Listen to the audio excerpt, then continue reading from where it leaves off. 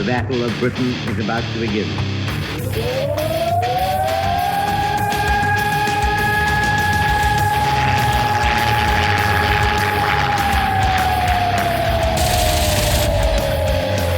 right, we got tanks up there.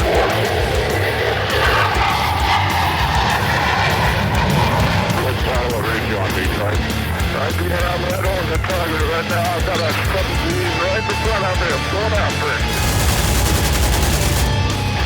Right, I got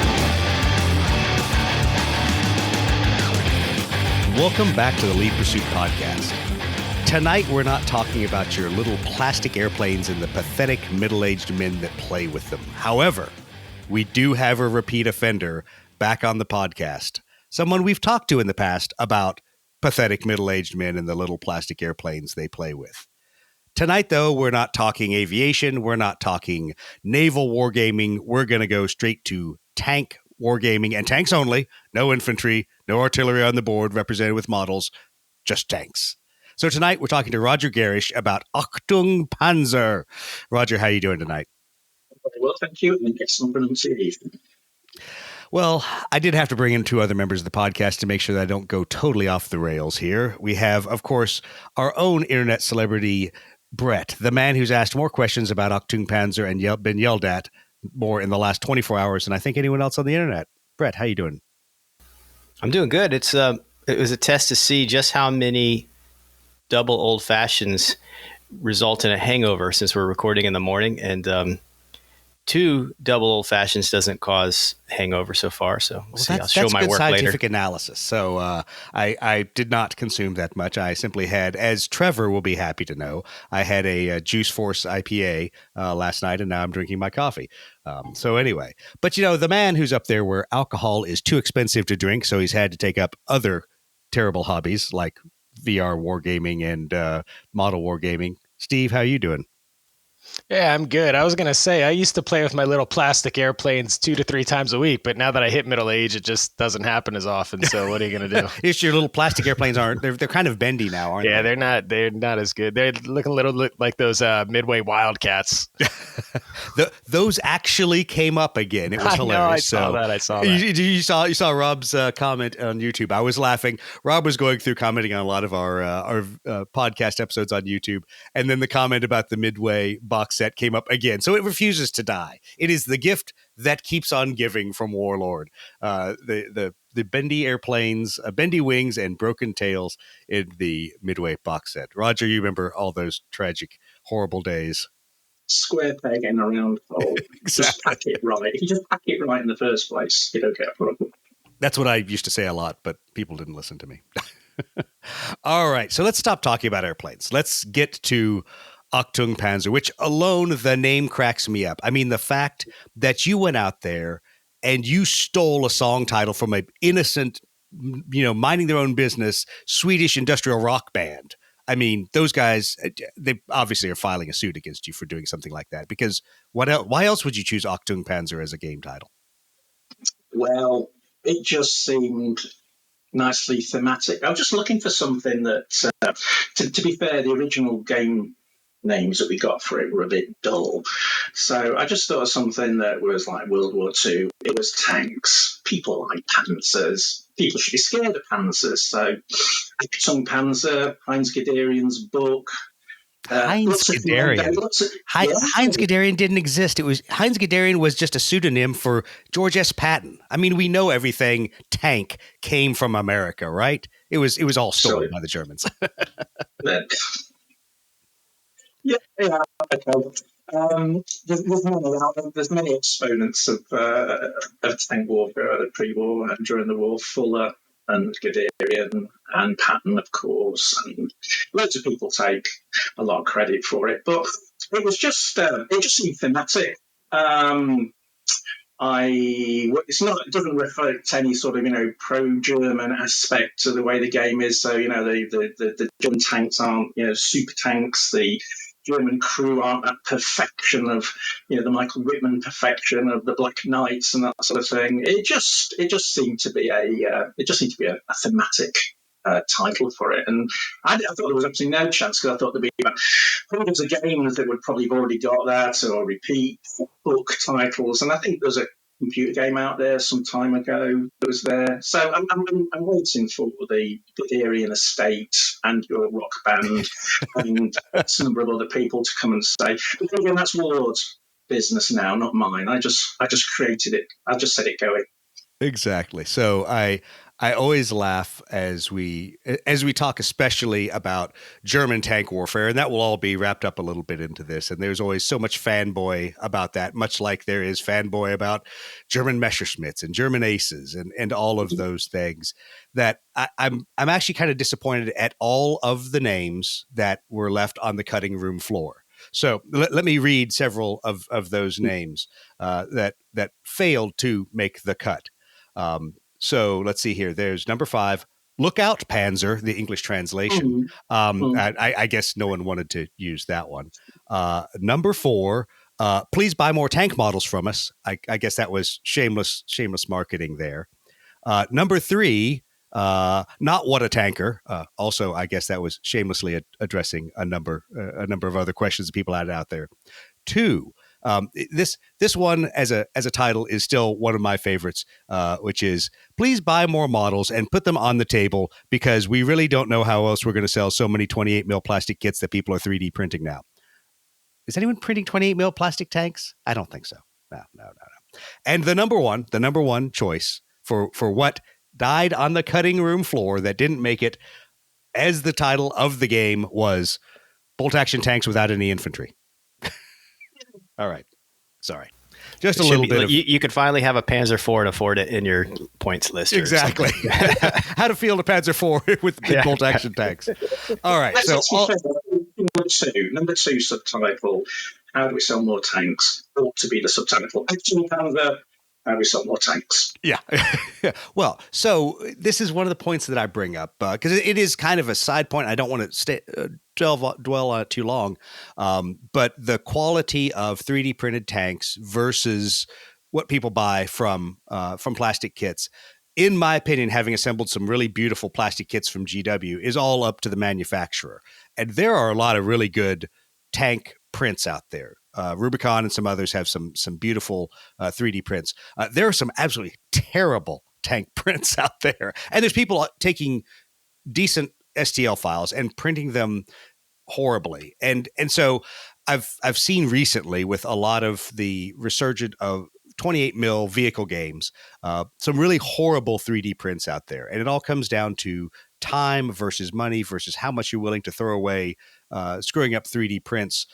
Sometimes there's a point to just buying plastic that somebody else had to manufacture. So anyway, now we're going to put the whole discussion of people selling tanks to bed, because I don't think that's why the game's here. But anyway, all right. So let's talk a little bit about the game. I know, Roger, you and I talked, and I told the other guys on the podcast, I don't care about the grognardy discussion of this mechanic versus that mechanic and why are we rolling these many dice.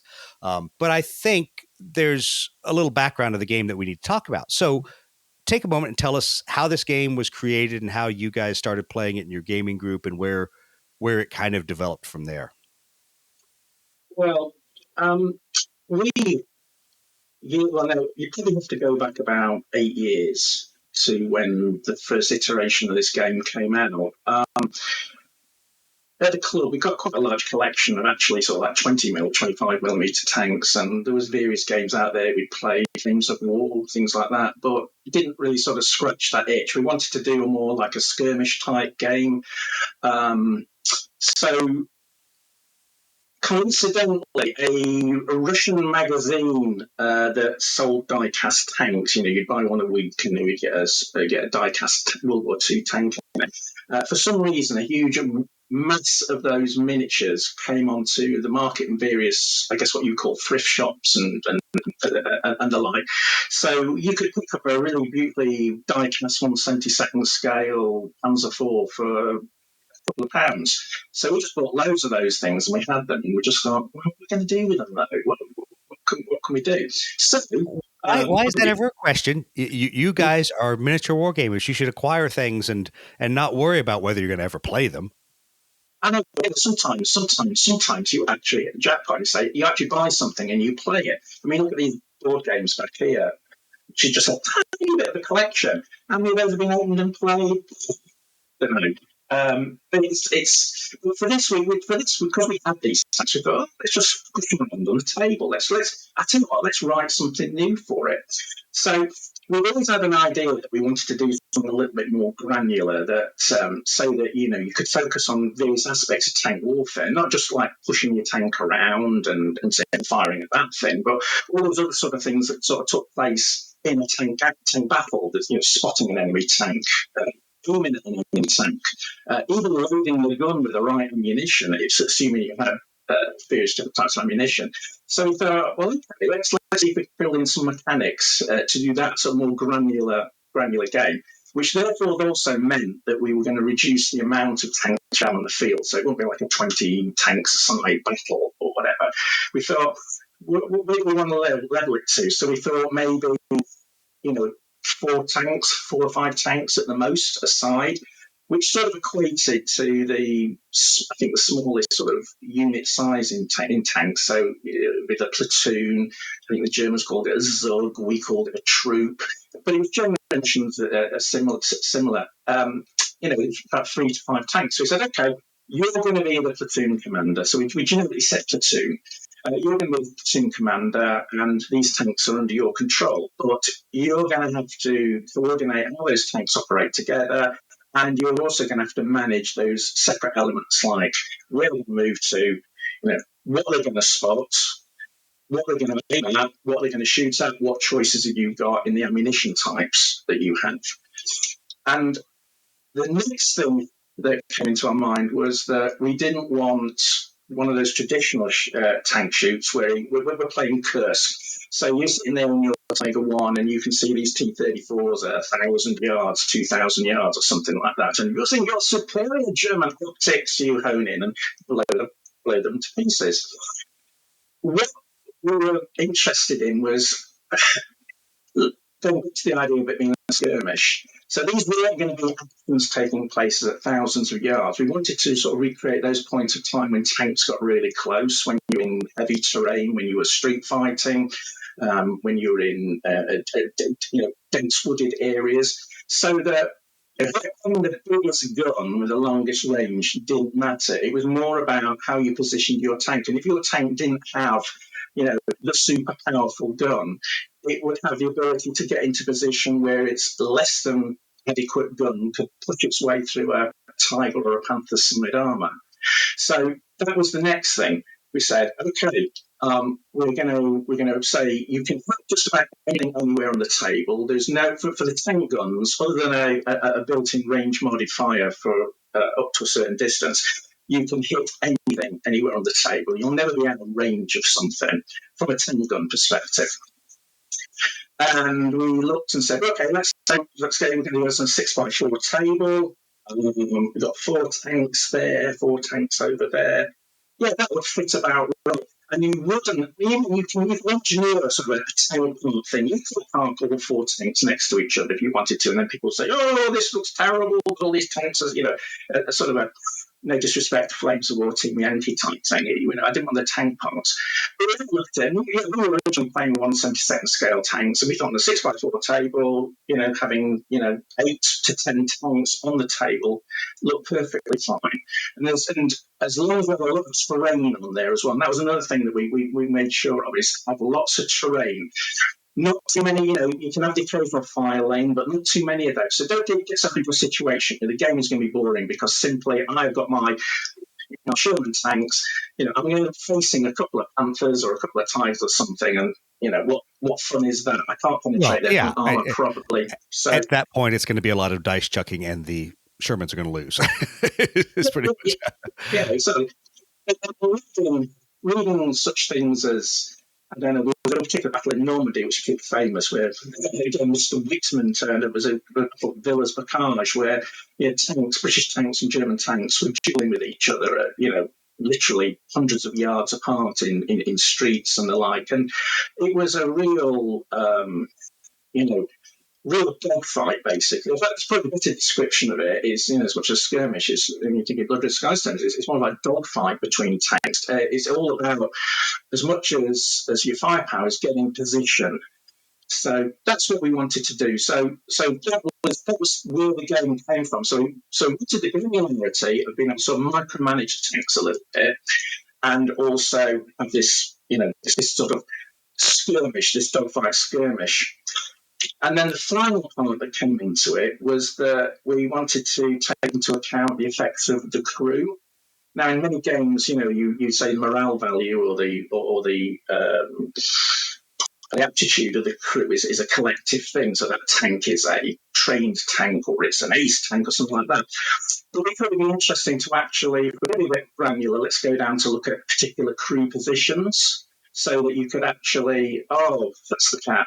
That's the cat that beats The Brett's infamous cat. microphone. Right. Exactly. Yeah. I don't heard that cat so many times. So we thought let's represent the crew. Now, how many crew do we represent? Well, tanks have many different numbers of crew members to them. I mean, you take the extreme. You've got like the lead tank or the grand tank, whichever one. Look at M3. That's 7 people in it. Some tanks would just have 2 or then 3. But in general, the general view is about between 4 and 5. So we still there's no representing 4 or 5. We'll just consolidate that down to your commander, to your gunner, who would also take on the role of the loader, and your driver, who would also do things like radio operators or the machine gun and that sort of thing. So we said, okay, let's have three positions in there. And just to represent the fact of the way tank crews were made up, let's say that each crew member or each crew position could have a slightly different level of expertise. And that meant that one of the design ideas we had when you actually roll your force up to start off with is that you have to make some decisions about whether you're going to sort of average your crew out to have an average, gunner, driver, commander, or you're going to give yourself a veteran commander, trained gunner, and you might find you've got enough points left, so you end up with a green driver. So you just got to hope you don't drive anywhere that's a bit too rough or whatever. So there were the essential elements of it. 4 tanks, 4 or 5 tanks, granularity in what you do with that tank, aiming, shooting, loading, nice close terrain, so it's a bit of a dogfight, and then also having these individual crew, which from things as far back as B-17 through the various leader games and Patton's Best. We had the idea of being able to identify a particular crew person, give them a name, you can get personality. And, Brett and Steve have done that with their air campaign for Blood Red Skies, a similar sort of thing. It doesn't go into anywhere near the same level of depth as theirs does, but it's a similar sort of process.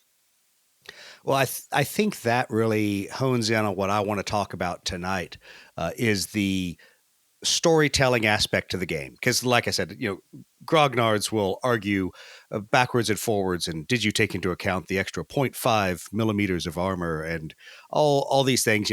You only have 3 crew positions. My tank actually had 5.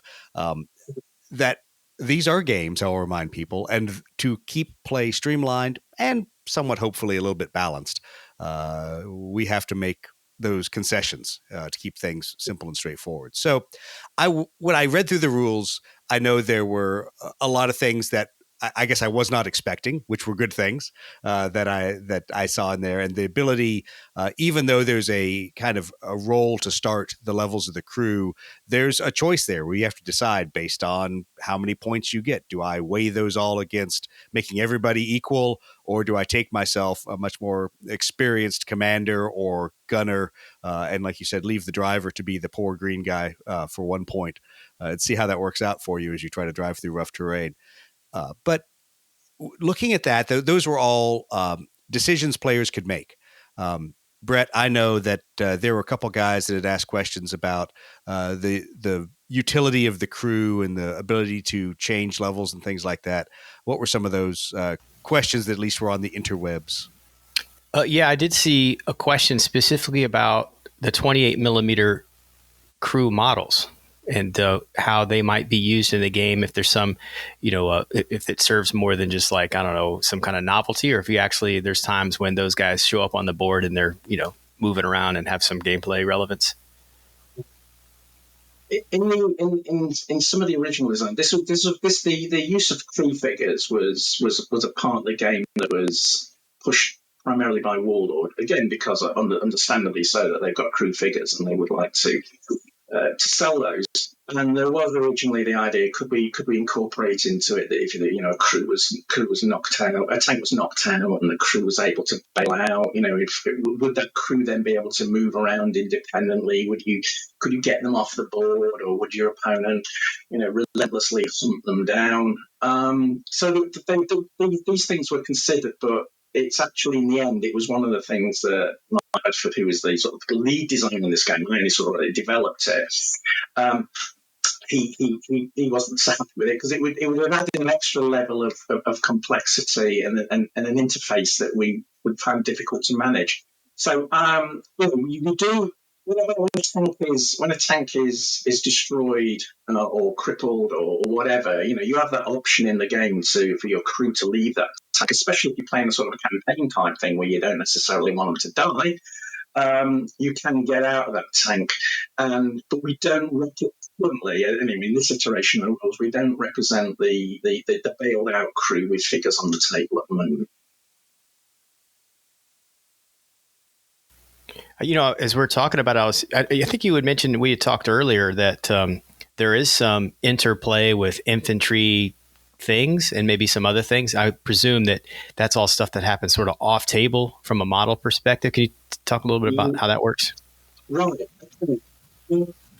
The thing, one of our very first decisions was that this was primarily a tank game, so it'd be about tanks, but we couldn't ignore the fact that one of the tanker's greatest fears was infantry, and especially in the environment that we're trying to simulate in this game, which is that sort of close in, almost claustrophobic, where that bit of terrain that you're passing, that house, that building or whatever, might just have, and certainly for this later war type scenario, might have a lurking bazooka team or a Panzerfaust, Panzerschreck type team in there, or just some guys deciding to come at you with Molotov cocktails.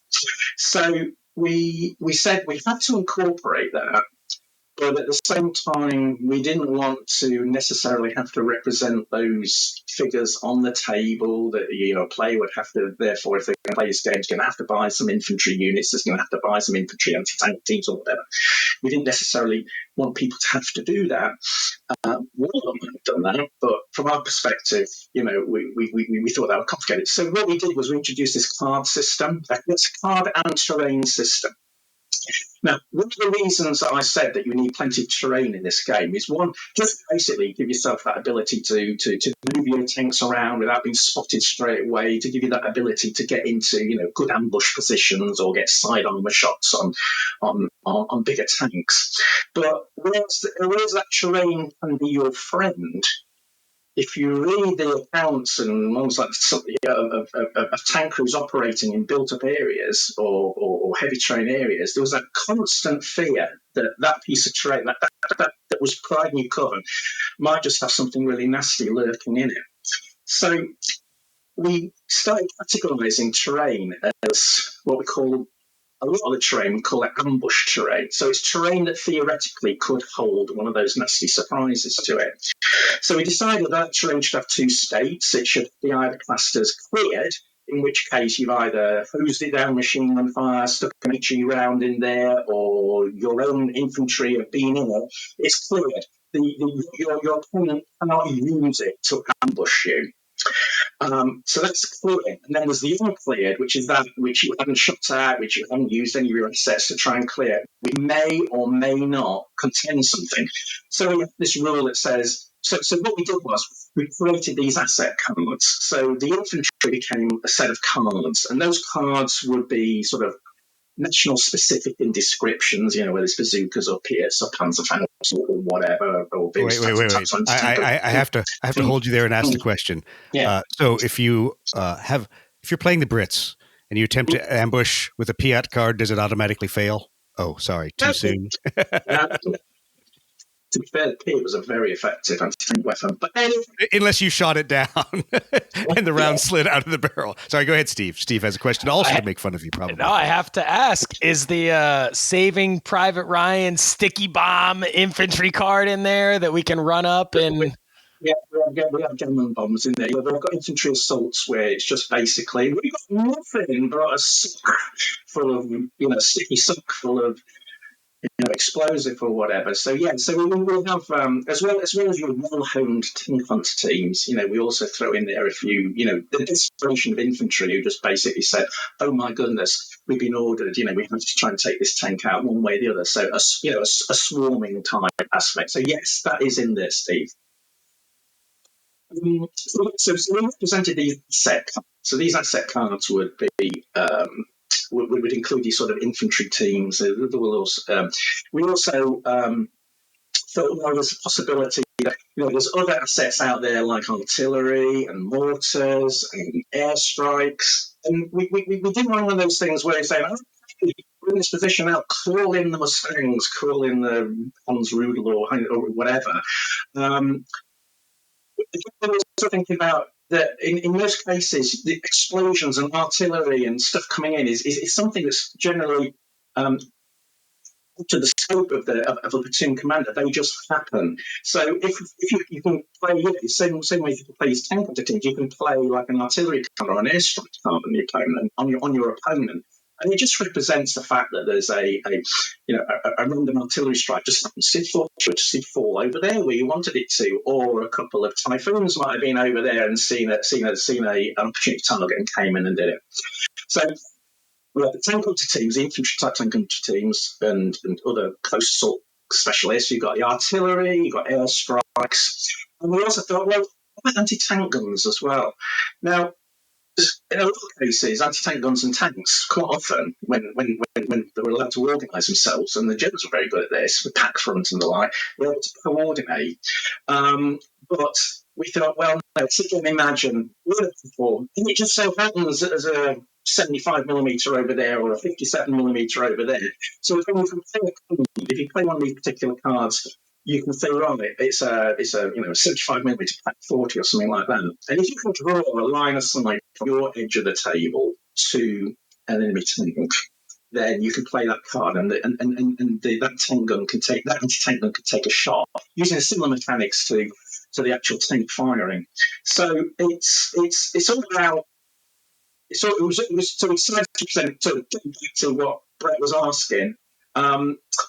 No, you do not need to put infantry figures on the table, because basically they tend to be one-use cards. So once they're on there, once you've used them, that's it. I know there's people out there who will have Panzer teams and Piat teams and anti-tank guns, and there's no reason why they can't just plonk them on the table to represent that fact of the cleared and uncleared terrain. But as we considered to be primarily a 10 game, we decided that the assets, the infantry and the like, should be classed as should be handled in an abstract manner. I mean, we also have plain infantry cards, which you can actually play just to. So this represents the fact is, I don't like the look of that piece of terrain over there. I'll play a friendly infantry card on that, and that just represents that some infantry squad has managed to go up and clear that terrain for you. And said it's clear. So sorry, Brett.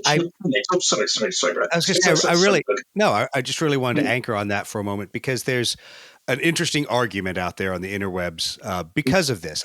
I think the game, as I have seen it, and I haven't played it, so full disclosure, unlike some of John's Raiders, I have not had a chance to play this yet here in the U.S. I think the game does a very good job showing the perspective of the tank commander and the platoon commander and making those decisions.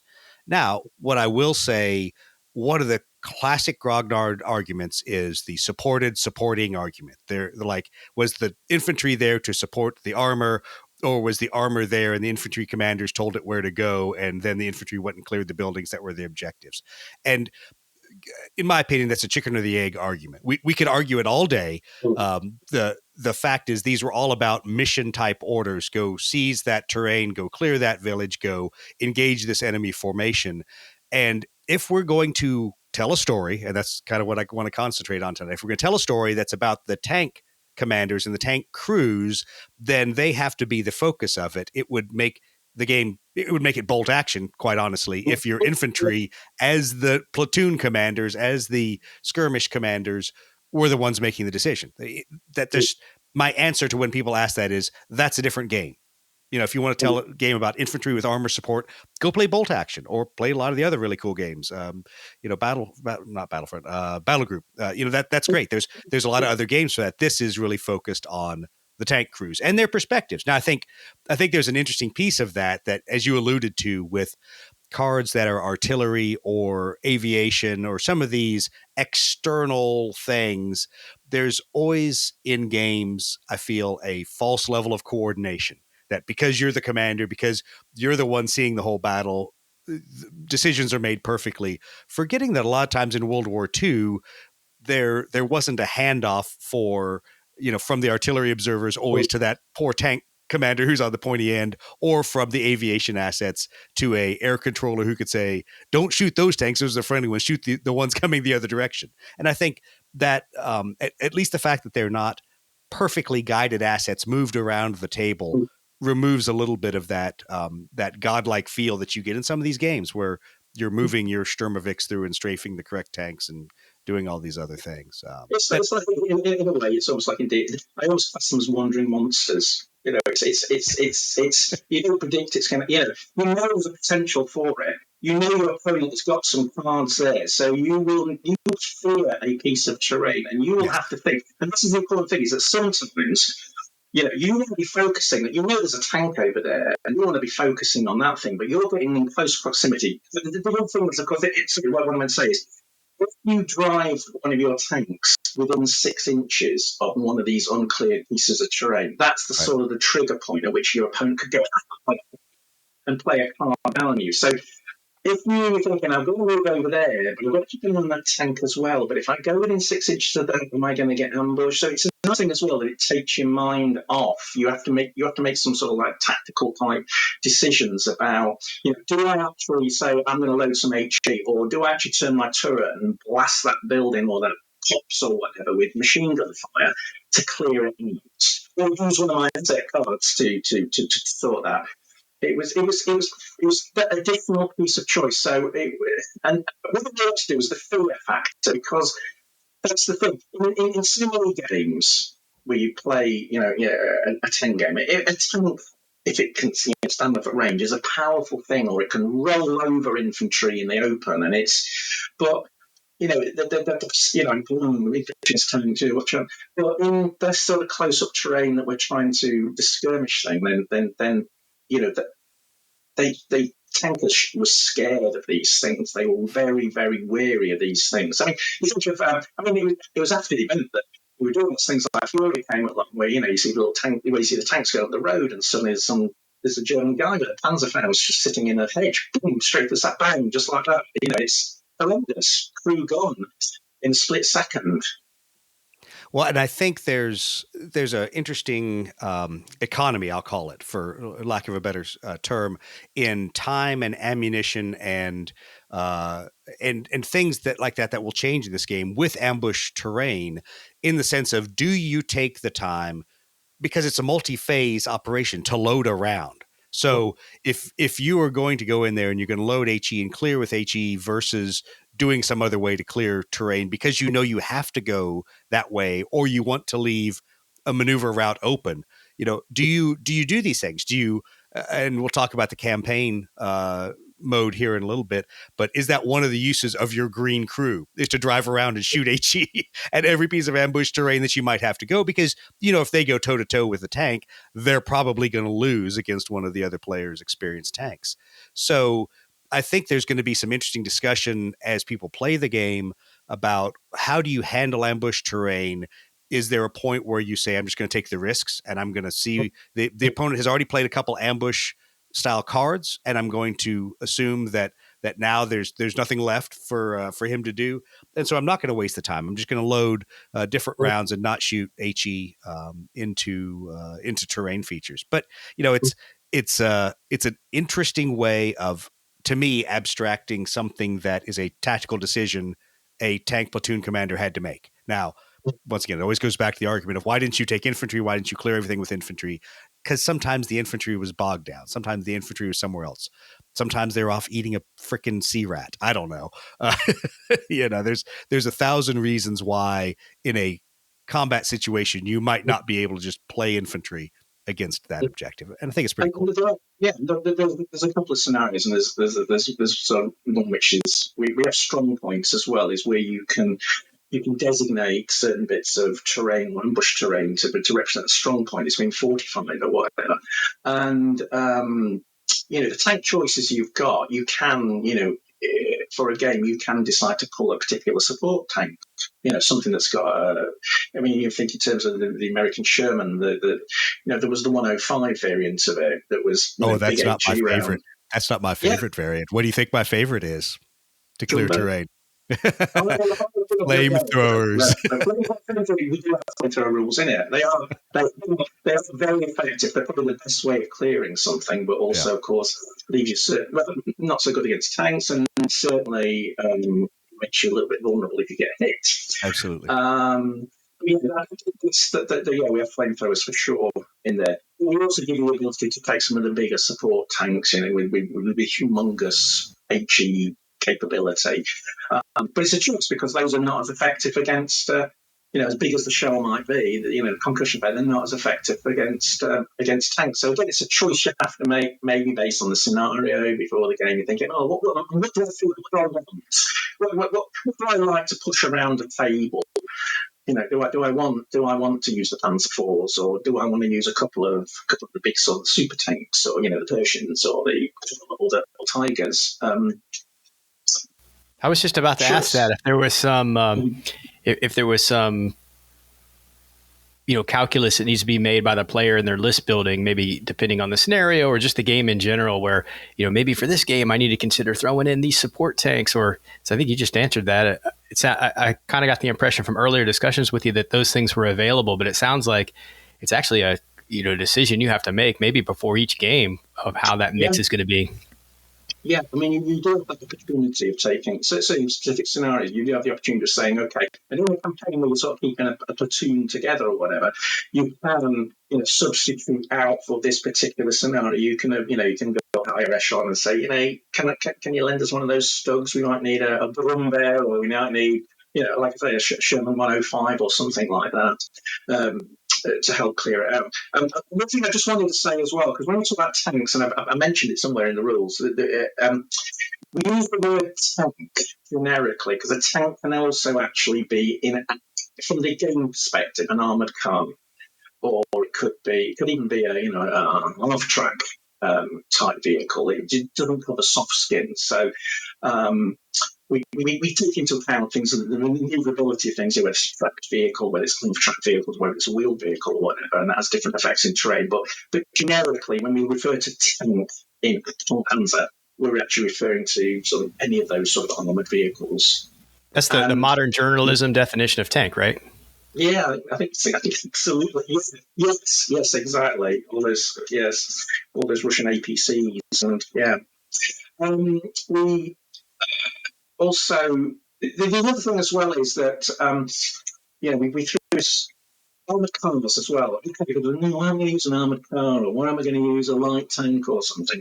Well, in the game Achtung Panzer, this release of it anyway, sort of focuses on a probably late 1943 to 1945 time period. So we're not covering the sort of 39 to mostly 43 period. So this is going to be around Normandy, mostly the advances into Germany, and things like Operation Bagration and the big Russian pushes into Germany.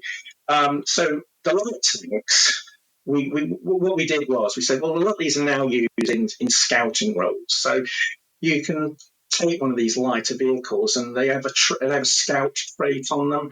And what that scout trait is, it's artificial to a certain extent, but we wanted to make it so that let's have a reason for these things to be in there. We count them as almost like a recce element, and they can do sort of like they can spot.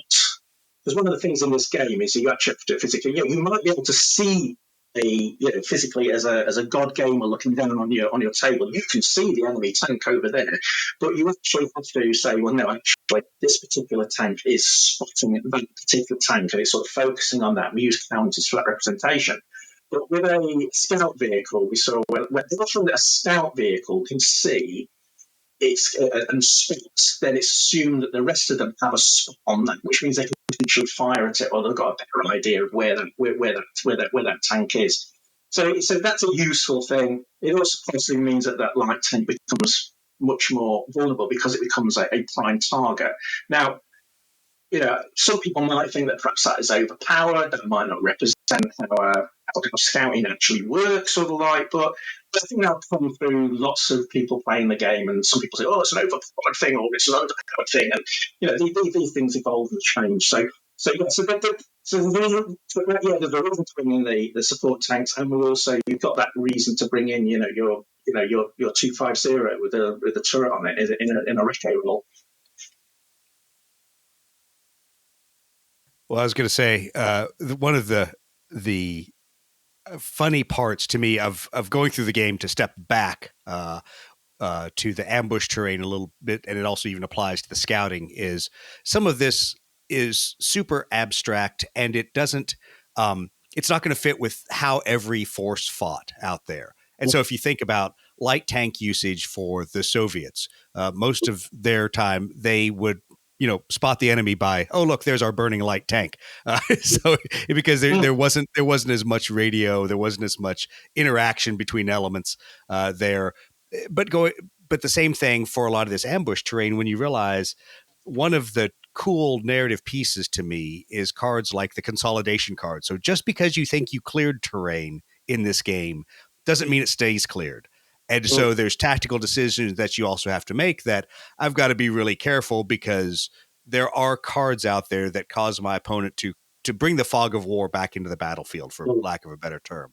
And to me, as trying to tell the narrative story of a tank crew, of a tank platoon, a lot of times buttoned up, trying to navigate through this terrain and things that you thought might have been cleared, or you had been told infantry cleared that building. Actually, it wasn't cleared. Or as soon as the infantry moved along, people came out of spider holes and came out of the underground sewers and reoccupied that building. So I think there's some really cool generalizations, is what I'll call the ability for the balance to swing, the ability for light, fairly expendable, I'll call them, units to influence the battle through action, not through firepower. Because I don't think anybody wants a tank game where all we do is take late war Shermans and late war Panzer, Panther series tanks, and put them on the board and just chuck dice at each other. Because where's the fun in that? Where's the storytelling that? Ooh. I mean, there's games, and there's perfectly good games out there that do that. If that's what that's called Squad Leader. Yeah. Which greatly became advanced. Oh God! Well, I just want you to know, I had a horrible flashback as I was reading through the rules, and I'm like, okay, cool. Here's the data cards. Here's each of the tanks, and then I get to the table of each country's tank weapons, and it was a horrible flashback to Squad Leader and going down the CRT table and going, okay, I'm using a 90 double long, and that is versus this AFV. But I understand why you did it, and I think it's interesting because it does call out some of the very similar armaments, but with different rounds, different propellant capabilities, where people might tend to gloss over a certain weapon or apply that weapon specifically to a tank and say, well, that's the capability of a Panzer IV. No, that's the capability of that cannon on a Panzer IV, and how those things can have some interplay. So while I freaked out a moment, it was good to see that you had broken out the guns and the capability of those from the actual tank. Well, two things there. One of the reasons for that was we can't necessarily cover. We could try cover every single tank that's out there. So that and to be fair, the tank listings that we have at the moment are aligned towards Warlord's product list. Well, why not? And they have an extensive product list in plastics and resin, so that's fine. But there's real stuff out there that people want to create themselves. So by going into detail, giving a list of tabular list of tanks and their armament, it also means people who want to sort of build their own or whatever can actually do that. And just generally, it's just for years and years and years, Mike and I, we both loved our rule books with tables and debates about this gun and that gun and the like. So I think we felt it was expected that something would go into there. Just go a little bit to what you were saying about the random sort of the effects of things happening beyond your control. Because there's three types of cards in it. There's the asset cards, which we discussed, which is like where you play the tank teams and the anti-tank guns. But we also have a deck of event cards. And one of the things we wanted to do was to make this, to add to the narrative aspect of it. The event cards sort of represent unexpected events. Some of them are beneficial to you. Some of them can be bad. But you can't play bad on yourself. You play your bad event card on your opponent. So it's sort of like he gets himself into that position, and I play down the smoke card. Smoke comes across the battlefield or something obscure views. So what you're saying is those are Brett Cantor cards. Those are Blue Falcon style of cards. Yeah, Screw your buddy. I don't think I'd say so. Yeah, I think it's something like The Longest Day. I mean, I want to put this card in there, but in there, well, let's do it. There's a lovely scene where I think it's the French resistance sort of fighting against the Germans. And suddenly this group of nuns starts walking across the road. And then, the fire stops on both sides while this. And I was thinking, we can have a pause, something like that. We have a pause in combat, but it was probably a bit over the top. But what I'd like to think, if we go further forward, cards are so much fun. Writing cards is great. It's one of the best bits of doing games nowadays, I think, is writing these sort of cards. So you've got loads and loads and loads of ideas for additional ones. So if the game takes off, hopefully it will do. We'll get a chance to add more to this. Absolutely. So let's move from talking about the base game.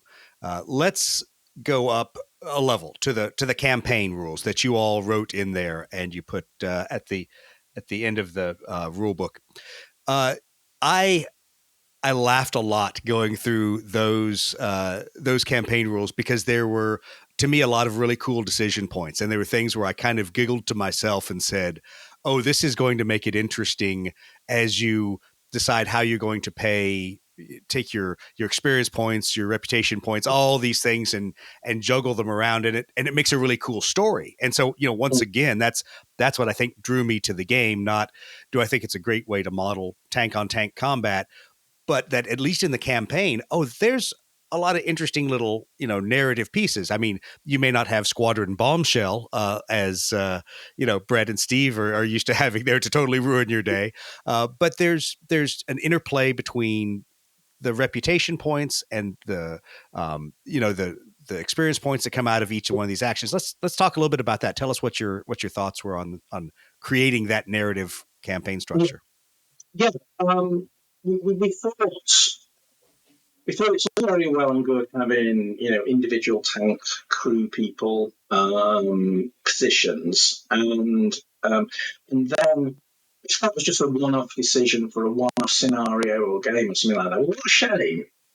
Let's give, some people will want to play that way. Some people will just say, I want to play a game, I'll just set up, over and done with, go home again now. But there'll be some people who want to say, I want to see how this progresses. And again, this idea that you would be put in the position of the sort of the platoon commander, and you would have that decision point. Also, battle had finished, you'd see what the status was, how many of your tanks were left, how many of your crew were hurt, how many of your crew were fatigued or tired. And then you prepare yourself for the next battle.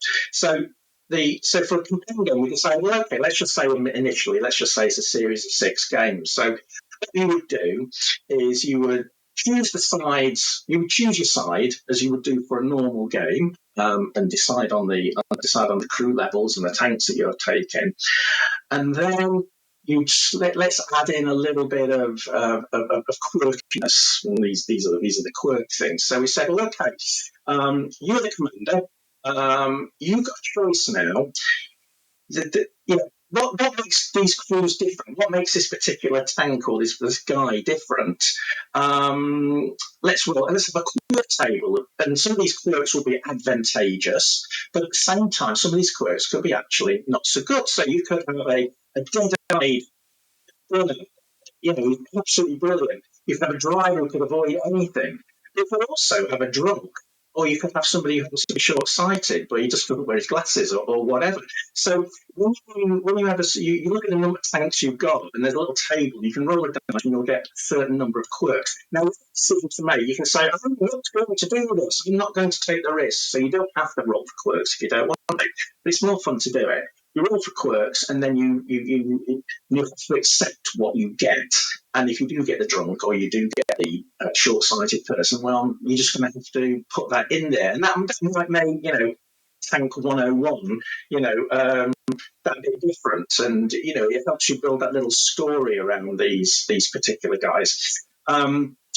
So that was one thing in there. So those quirks there. You can actually, if you're side or that tank demonstrates certain success through the game, you can use some of these experience points that you get to get rid of that quirk. So you finally tell the guy that he does have to wear glasses, or you do make sure the guy goes teetotal if possible.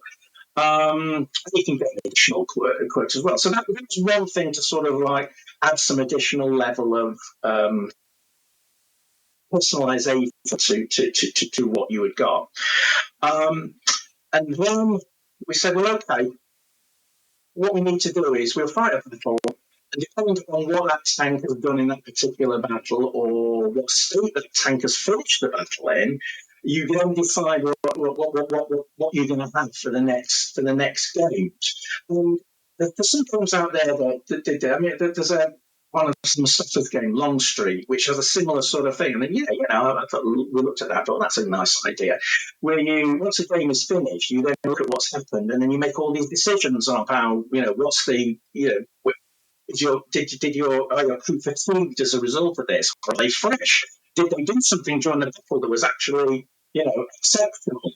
Were they wounded? And then we've got the experience points that we look through, and those experience points can be spent on various things like improving your tank or improving the quality of the crew. Because the crew levels are, you've got the top level pieces who are the really, the creme de la creme. And only you, as a platoon commander, can become an ace. You've got the veterans, you've got the playing crew, and you've got the green crew. So if in your initial buy that you've actually got one tank where you've actually, there's a lot of green crew in there, you can use some as experience points to actually grow that crew to make them better. There are these situations also when it's at the end of the game, if a tank is destroyed, pickled, or whatever, we have a table that basically says, okay, this was the state of the tank at the end, and you then roll a dice for each crew member, and it might be that if the tank was quickly knocked out, it could be that the result will be for a wounded in action or even a killed in action. It might just be fatigued, just tired, battle stress. And so you roll the dice for each crew depending on the state of their tank, and they will give you a of guys for the next game, and you have to make that decision. Do I want to risk sending a fatigued crew into action next time? Because if you are fatigued when you go through that result of the battle thing, it's more likely you may die because you're too tired, you don't get out of the tank, you might have been carrying an injury or something, so you don't bail out as effectively. So these experience points, and the other thing is, sorry, so it seems to be flipping around, but you also get an experience point. The tank gets an experience point for just turning up. It doesn't matter if it gets blown up. You still get an experience point for turning up. Obviously, that's your participation trophy for experience points. Yeah.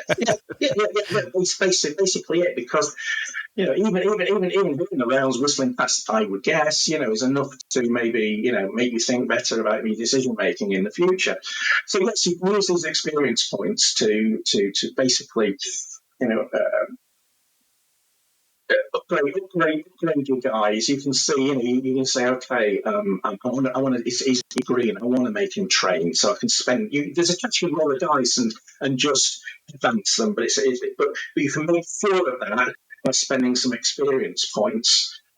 Similarly with getting additional traits on your tank. I mean, again, this is another thing. One of the things that the Warlord wanted us to do was to, and I guess you've got to blame good old World of Tanks, where you have that situation where in World of Tanks, you can have an improved radio, you can have an improved gun, you can do all of these sort of things. So we can't go to that level, but there's those things like the cruiser had extra bits of armour on the side, whether it be track links or whether it be a set full of concrete or just even wood or whatever. So, you can improve your tank by, adding a little bit of extra armour, or you can, you've got a guy in the tank who's really good with engines and he's got a transmission completely sorted, and your tank gains that little bit of extra movement. Just sort of little things on shooting and the like, improving the sights. Not like, I'm getting a completely new set of sights, but, the guy understands how those sights work and adjusts them in such a way that he becomes more accurate. Well, I think an interesting point there is that much like other games, and I'll invoke Necromunda because it was one of the first miniature games where you really did that. This creates a campaign system where you might want to remodel things on your tanks as you go along. There's obviously camouflage netting is one of the things on there. So you might want to put some of that on there, or you could put, tree parts stuck in there. Yeah. There's a lot of ways that you might want to model the tank differently. And I really enjoy those as little hobbying as I do. And I've barely managed to even get my primered Stormbird Code of Contrast, try to get it ready for next week. That's a cool thing that between games, you not only take time to see what happened to your crew and to make decisions about that and to work through those pieces, you also take time to model some changes to those tanks. Or if you are really a glutton for punishment, you have a replacement tank, you can strip and repaint whatever vehicles and change the insignia on them. But I think there's some cool modeling effects to the campaign game, which I think is a neat thing that a lot of games don't take into account. And so it kind of drives you down that, even though it's a little bit World of Tanks-ish, that upgrade thing, then maybe what it means you do is you have to do a little bit more modeling on your vehicles. But I think it's cool. Yeah. You also, I mean, we talked about those experience points, which are the things that generally earn by the tanks, so you spend on the tanks. But you've also you're the platoon commander.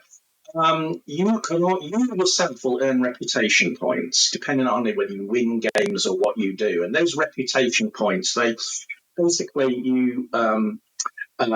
for each reputation point, there's like a roster sheet that's included in the game, and you can, as you build up these reputation points, you get medals and things, and those medals give you certain benefits and chances to become an ace.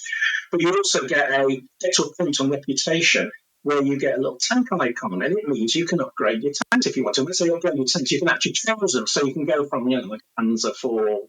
You can go super grinding on this if you want to, but you go like Panzer 4 F and I got to a Panzer 4 8, or I can, so the tanks are classified. So you have a class number. So something that's like a little Humber armored car or something might be class 1, whereas a big tank would be like class 5 or something like that. You've got a chance when you have this when you get enough reputation points, you can roll a dice and you can up your tank class by 1. That might be enough not to take you from a Panther, from a Panzer 4 to a Panther. It'll be halfway there to a Panzer 4 or something like that. And in the end, the campaign is about how many reputation points you get. That's how we decide who wins a campaign, is basically which of the tank platoon commanders comes with the highest reputation points. You can also, because we know there were certain tank commanders, especially in the Russian and the German armed forces, who had connections, party connections, mobility connections, or the like. So they start off with some form of reputation. The British, it was the same, from the officer classes to a certain extent.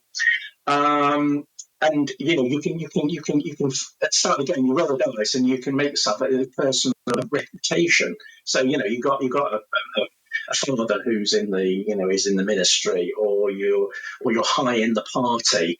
And you start with one reputation point automatically. That's great. And it also means that when you roll for reputation points, because you're well known, there's a chance that you'll get an additional reputation points. But by having a reputation like that, also, if you roll wrongly, you can lose reputation points because he's not as good as he would to be. Focus on him. Failings there. So well, that's what I found really interesting. That there's two elements here. One is like you said, that if you are a person of renown and have this, in a sense, unfair advantage that you're starting with, it's also worse for you when you lose or when you suffer any of these defeats. It actually works against you. And I think that is a super interesting piece of the campaign play. But the other part that I think harkens back to one of the arguments modern role players will have is that there's so much that's up to the dice at the start of it. But I think most of us will, except for Brett, who never played Dungeons and Dragons, and Steve, who was way too cool to ever get into role-playing games. Those of us that remember, there were times that you got whatever you were stuck with in your role. Or if you played Traveler, your character even died sometimes in character generation. That there is an interaction of chance that's good because it isn't just making it a one-for-one choice. I choose to expend this point for that, or I choose to expend this point, that there's still a chance that I could expend those points and the odds are not in my favor and I don't gain the benefits of whatever I wanted to do. So I think that provides more replay value with a smaller number of points, because a lot of people have to understand there's only 2 tank upgrades you get on that progression. So this progression doesn't keep going forever and ever. There's 3 medals and 2 tanks, and so it's a very narrow series of points that could bump you up there. So there has to be an element of chance to not make it the same progression each time. Yeah. That's we want to that check and balance that it's we can give people advantage, say, oh yeah, this is great, give somebody advantages, but there's also a potential cost in those advantages that will offset it, to just to balance it out. I mean, tank bases was one of those things that Warlord wanted, and I guess this comes back very much to the Blood Red Skies experience. And I talked to Andy about it, and I said, "Hey, Andy, I'm going to nick your idea. We're going to take the idea of tank, the ace cards and everything like that. I'm going to stick this into it. Oh, it's fine. That's all right."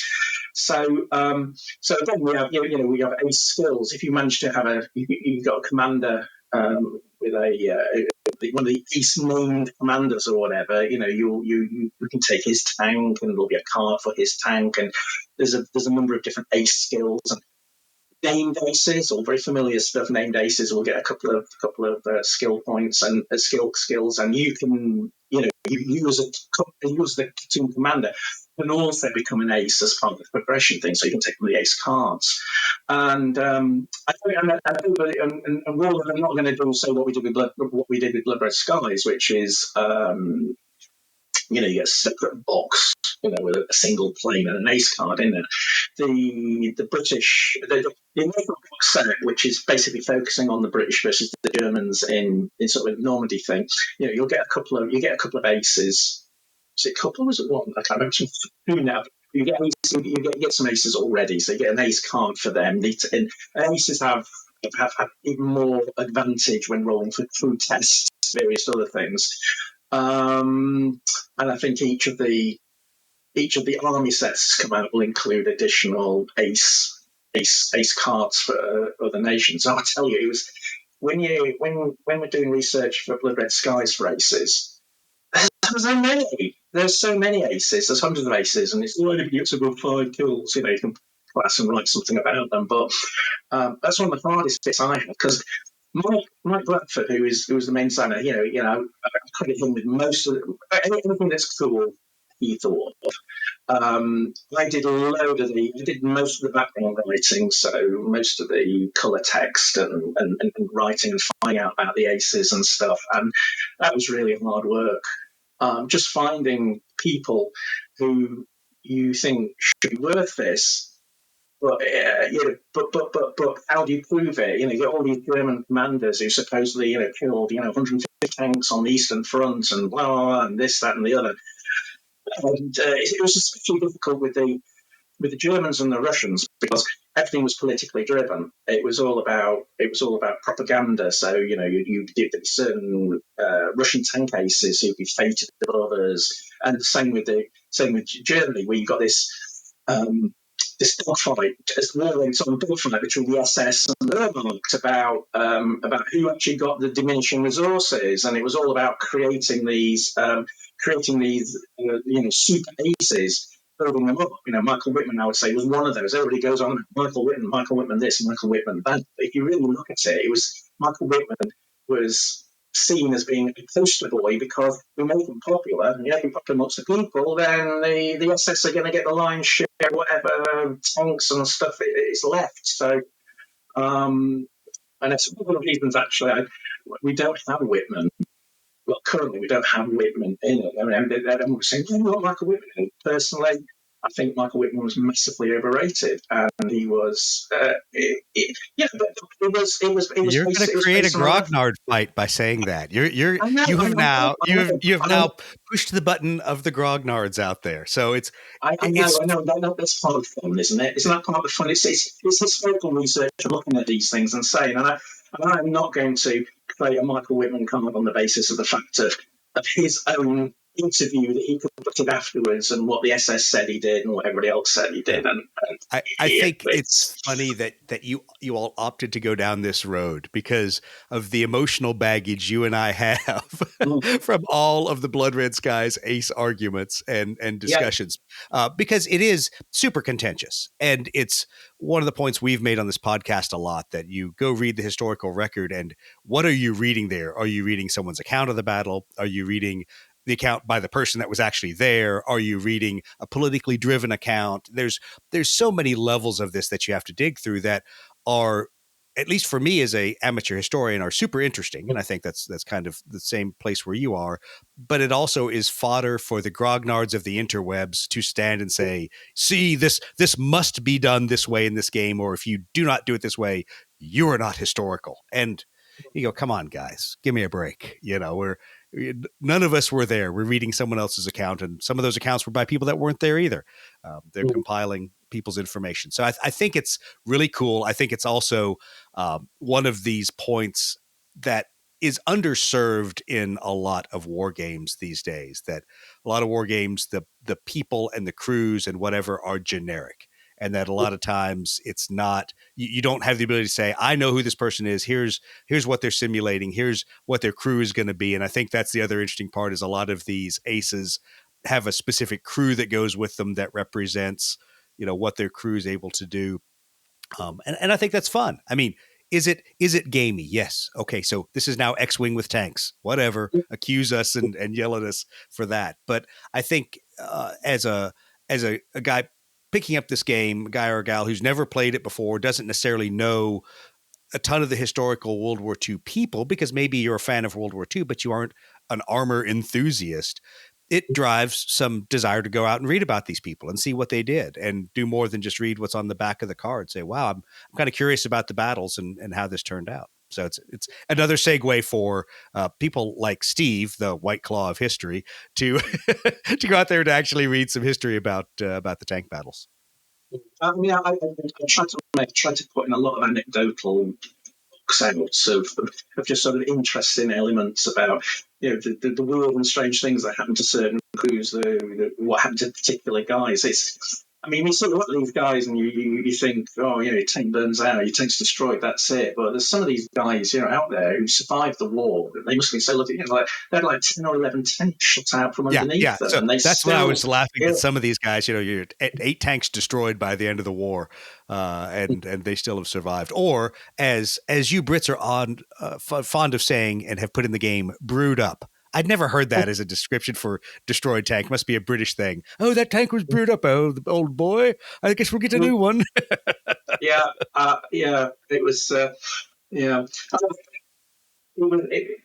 From my understanding, and it's one of the things I actually built into the other game I'm involved in, 7 Days to the River Rhine, is is that when a tank did catch fire, when its ammunition did go off, I mean, it was the most horrendous thing you can possibly imagine. It was the sight of the thing, it was the sound of what was happening, it was the smell of the thing. And it would freak out. It would absolutely freak. You but for the grace of God goes I. Instantly incinerated. In the most horrible way. So the tank that some of these I've got to take my hat off to the guys who drove these things around, who fought in these little metal things. Yeah, they might have felt that level of protection, but that protection was only so much, and if something beat that protection, then oh dear, it was Yeah, and I think that's something that a lot of war games don't have. They super generalize it with morale effects. And I know, like playing Squad Leader years ago, the effect of tank leaders on the game there wasn't much individual. You didn't feel like there was individual tank morale. It was the leaders were there to keep all the tanks moving forward. And if tanks suffered a hit that caused a morale effect, it was just the leader saying, "Keep going, boys." There was never an individual kind. You didn't feel like the crew had agency in that. And so that's one of the cool things, as you bring the size smaller and you bring it down to just fighting a platoon of tanks, it really brings a lot more of the personal interaction out there. But that's one of the other pieces that you guys even address in the game, is that you're not generally taking individual drivers, gunners, commanders and switching them around unless in a campaign game somebody gets a KIA result, or if there's obviously people that are out as wounded, and then replacement individuals and how you handle that. But I think there's an interesting dynamic of managing replacements in there, and what do you do with those replacements? Are they the focus of the story? Which is no. They are, as you've even said at one point, sometimes they can kind of be a little bit of the cannon fodder, but that's because. And we all laugh about this, is that Warlord Games are the game about the movie that was made from the comic book that was made from the historical account. They're several levels removed, but they're about telling the story, and not to be a fanboy, because once again I haven't played the game, but I think that's what interests me most about this game, is playing it in an environment where I care about the crews, where I care about, am I going to keep this guy? I'm going to put him back in the tank. Am I going to use a replacement crew that I've already received previously for another lost tank? Things like that. All right, with that, I'll turn. I know Steve's been pretty quiet over there. I feel bad. I've been running over Steve. I know he's got, before I loose Brett and his long litany of interwebs questions, Steve, I know I've cut you off a couple times. Other things you wanted to ask Roger about the game? No, the one thing I just really like about it is I hate record keeping, but I'm like a sucker for individual unit data cards. Right. So like, I really like that it individualizes the tank and makes you feel like you're managing the tank, but it's not a battle tech or check your six style, like record keeping, so I really think those, like the smaller data card to individualize each tank while you're controlling of almost like you said, like a squadron of tanks or whatever the correct tank term of squadron would be. Right. I'm really excited to see how that works out in the gameplay mechanic of it. Well, and I think I'm a sucker for tokens, and that's exactly where Roger's hit on, is that by, rather than making it checking off boxes in most cases, it's moving a token around. So some people will. I mean, some people say, "Oh, there's too many tokens on the table. It looks like a board game." But the tokens are really important for what this does, and it also makes it.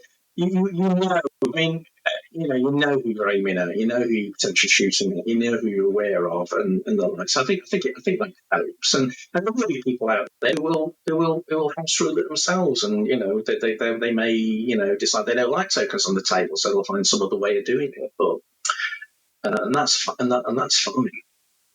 But yeah, I mean, I'll shout out to Warlord. Just one thing, shout out to Warlord, because one of this as well from the game's perspective, and Stephen Brett as well, when they saw their campaign link. But it's just so wonderful, just something just down there in a word process or something like that, and suddenly the Warlord throw their, or any game producer throws their markup and beautiful graphics. It's just fantastic. So those cards that Steve was mentioning, I mean, our version of them were just so boring, but they look brilliant. Kudos to Warlord, because I think they really did a fantastic job on the graphics of this. I think it's cool, and like I said, with having chits and things like that, some miniature gamers won't like that, and it all depends on the background you come from. So if you're like a 40K or even a bolt action, there's not a lot of chits that end up on the board or in your record keeping. I always laugh because while I was not a Napoleonic player or Civil War player, I saw them a lot with casualty caps, where they would put little caps on each one of the stands to show casualties. I think there's a cool tactile piece of interaction to this game that to me also feels like a little bit of the narrative, and just simple little decisions like moving your different tank rounds from your ammunition stowage into your loading and into your ready to fire, to show that there's actual physical actions and there's time that goes on to this. It isn't I just drive out and in each turn I have a fire phase. It's no, I have to think about which round am I choosing. I'm choosing to load that round, and then I'm choosing to make that ready, and those are all separate actions in a tank. And now we've taken the focus way down from moving 20 tanks around the battle, but is tank number 2, are they actually ready to fire, or are they still in the process of loading it? And I think that makes for some cool tactical decisions. It makes for some crappy I gotcha moments where you're like, duh, I didn't have anything loaded and I'm getting shot at this phase. Or the tanks have moved out in the open and I'm still in the process of loading the gun. So there's I think some cool decision making. And once again, it makes the game not just toe to toe. It's not just like 40K or some other tank games like Team Yankee, where I'm shooting every turn, and it's a question of how many times am I shooting in a turn, and to bring that scale way down to I have to be ready to employ the weapons on the tank at the critical moment in time when I have that enemy in my sights. I think that makes it pretty cool. There's the nice guesstimate thing as well that you have to do when you coordinate, especially when you're going against multiple enemy tanks. Did he shoot last phase, or didn't he shoot last phase? Yes, he did. When we've loaded it, one of the things we can do is there's a mechanic in the loading where you can force load ammunition. So it's basically the loader the gun loader is really busting a gut to get the ammo. With all those things, there's a few tests involved with that, and there's a possibility that it will drop it or it'll get jammed or something like that. So, but the whole idea of did that guy fire? Is he loaded or not? And you get the thing, you think, I need to get from behind this building to that next building. If I go across there now, I'm potentially going to expose myself. Am I going to get shot at? Did I calculate it right? Does he have a round ready to go or not? It's not that nice sort of feeling to it. It's you have to not only think about exactly what you've done in one of your tanks, but how is he managing it? So look, you see that timer gun, fine. It's okay. 2, 3, 4, 5, 6, 7. How long it takes to load it? Try and get your tank across the, hoping that you can get the tank across that open space before he's ready to put another one into the side of you. I'm already surprised someone hasn't invented a player screen for this game where they can hide all their tank cards behind that to give a level of not knowing what the effects are. But yeah, that I think that adds a lot of challenge to the game. Is how am I going to time things? How am I going to execute what used to be an I go, you go very much thing to now I have to phase those different attacks. And do I alternate shooting with tanks so that somebody always has a round ready, and things like that, and don't salvo it. Yeah. Brett, I know we had a ton of questions, and like I said to the grognards of the world, I don't care about your questions about mechanics. So I'm going to skip over a couple of those. But I know there was a discussion, and we hit on a little bit of it earlier, just saying what are the effects of terrain in the game. So, Brett, there was a question about line of sight and how you do all that. If you would want to give us that question. Oh yeah, I guess it's kind of mechanic-y, but it sounds like some action steps you take in the game and how they relate with line of sight are kind of unique in this. And there were some questions about, I saw there was a Warlord game article that came up about that whole idea of spot, aim, and shoot and why that's important in the game. And then there were some questions I saw, I think on one of the Facebook pages, folks were asking about, how do like trees and forests and stuff affect line of sight, or that maybe that spot aim shoot mechanic.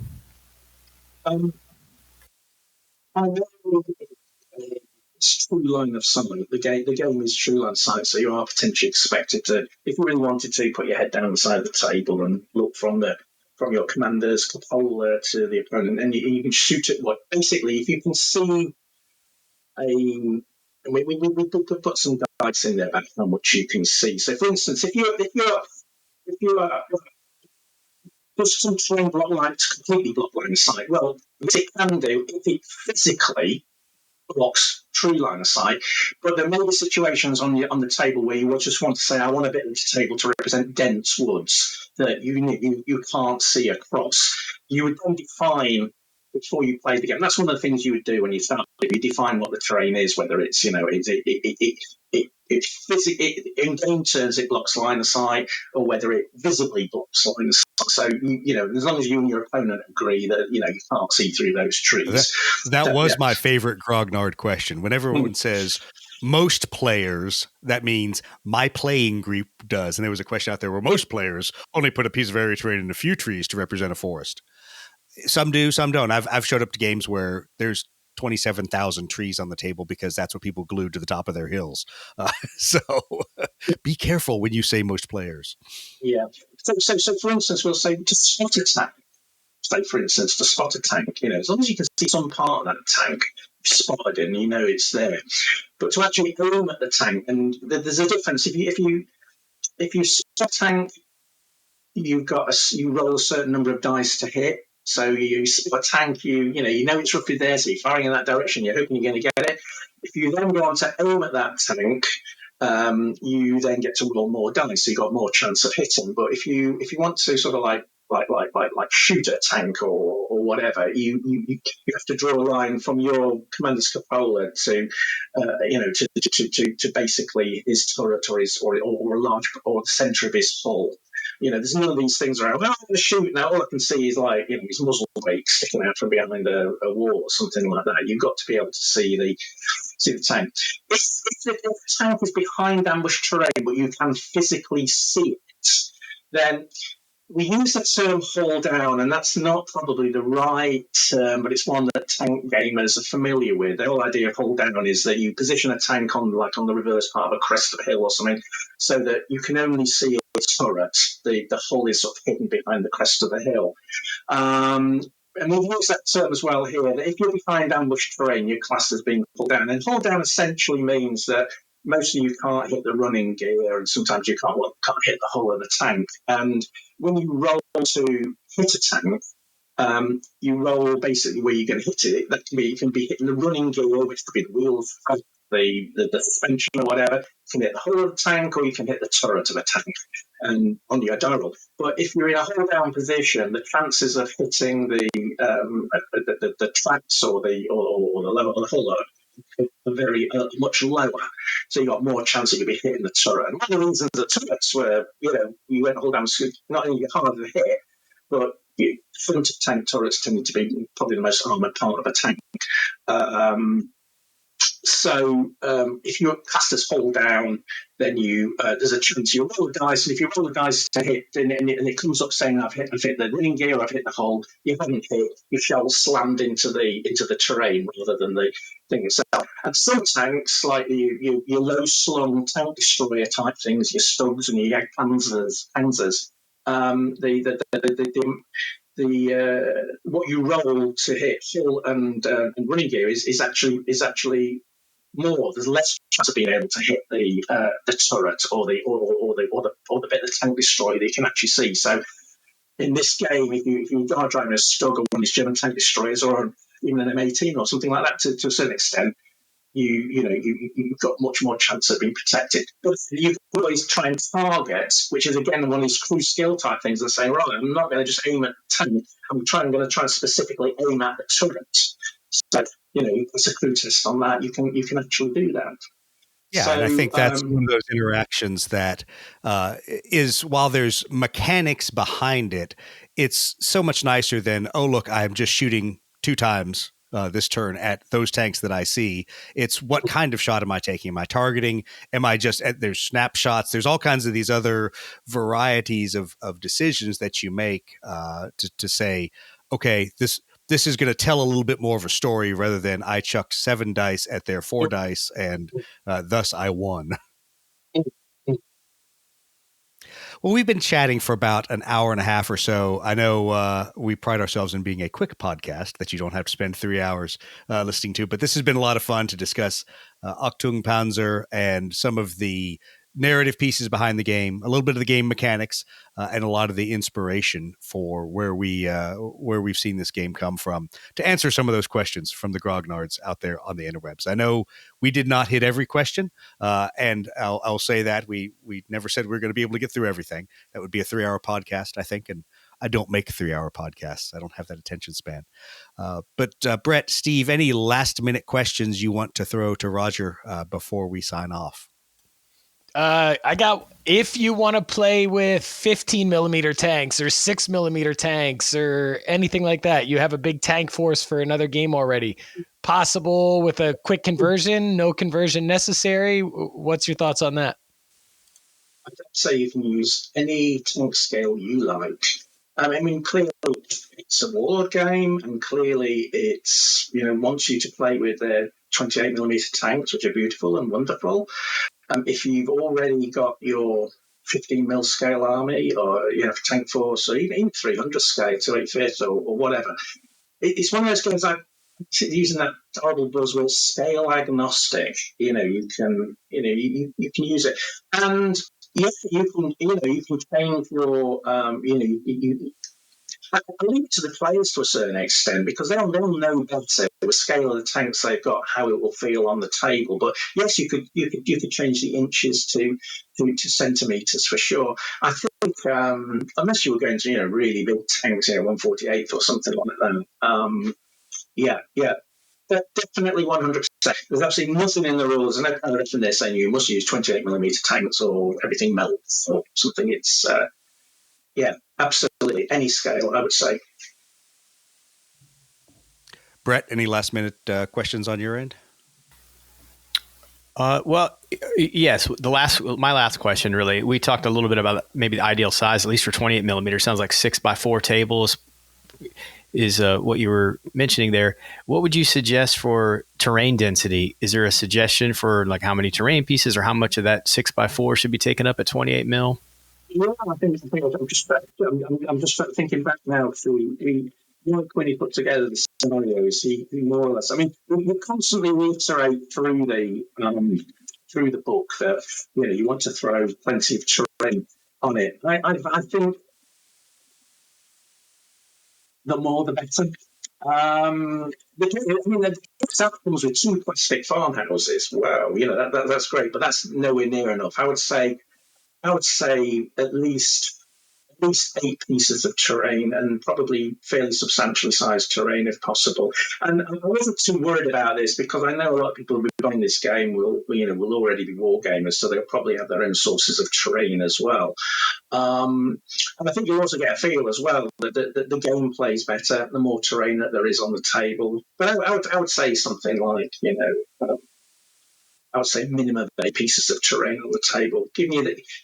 Basically what you want to do is you want to avoid the fire lanes that you can't cross because there's some guys like tiger down the end of and you cannot advance up the table without immediately exposing your tank to devastating fire. You want to do it so that there are alternative routes of approach, which makes the defender think as much as the attacker, in the sense of how do I position my tank, or how do I so if you have an open table, static position is fine. If you have enough terrain on the table, you can have the best tank in the world, but there's going to be less of you than of the numerous enemy, and you are going to have to think about how you maneuver to take into account the enemy's attacking strategy. So again, there's a defender, more terrain. So I'm not being as specific, but I think when you look at the scenario maps, there's something like between 8 and 10 pieces of terrain on the table. But I would just say more terrain, the better. All right. That sounds good. Well, Roger, thanks for taking the time to discuss Achtung Panzer with us. It's always fun to talk with game developers about a project that's been brought all the way from club game, fun, just way to roll some dice into a finished product. And like you said, it's always really cool to see that as Warlord puts all the art in it and all the effort and all the chrome to the game beyond just what the mechanics are. So that's always fun to see. And I'm thanks to Warlord for sharing a copy of the rules with us, advanced, so we could take a look at that and dig through it and pick out what we wanted to look at, questions we wanted to delve into. And hopefully in the video YouTube section, we will have a few more of those. So you won't just have to look at Brett's cat crawling all over his head. You'll look at a couple of the snippets from the rule book out there and a couple of things to talk about. But thanks for coming on the podcast. I would like to say to everyone, please go out there and like and subscribe. Please take some time to send us some comments. Please feel free to tell us how we totally got this one wrong again, which you grognards will. And I'm all right with that. That's okay. I don't have thin skin.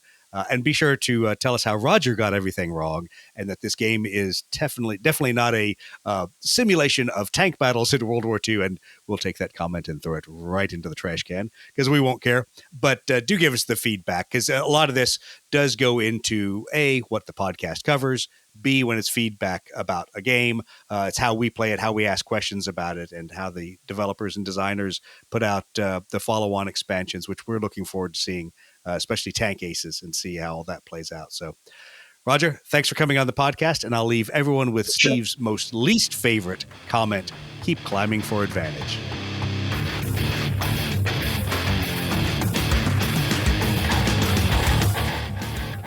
Somebody asked if we could get extra clarification on the extensive tank profiles. So extensive. See, there's that grognard. I want to know, did you take into account the extra 0.05 millimeters of armor that late 1945 tanks had? Did you? In the UK, if someone comes up to you and says, I think you're fine, but the pounds of forking cost the 8th in 1943. Different 13 millimeters of armor on its simple glacis plate. Have you actually reflected that? Yes. And you just say yes. But yes to all this. Yes, we considered all that. It's all been built in.